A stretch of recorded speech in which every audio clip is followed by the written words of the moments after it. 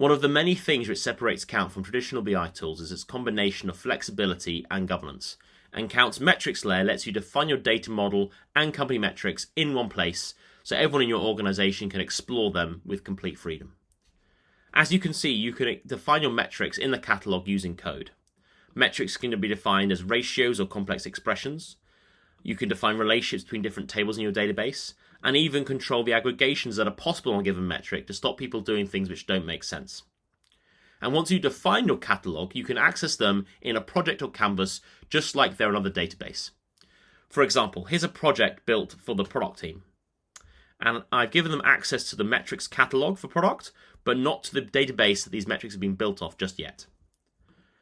But the product team have used this metrics catalog to build a number of operational reports like this metric tree and this onboarding funnel, alongside a number of one-off analyses, knowing that every metric they're using is governed and self-consistent.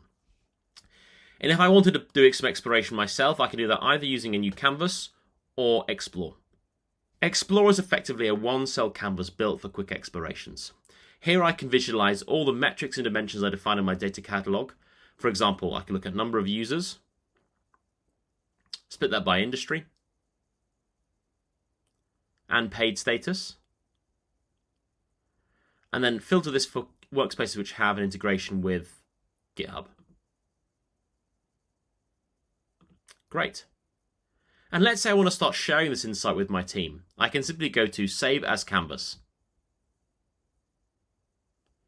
Count's now added that insight into a full canvas, so I can start to explore this insight with more flexibility and share what I found and collaborate with my wider team.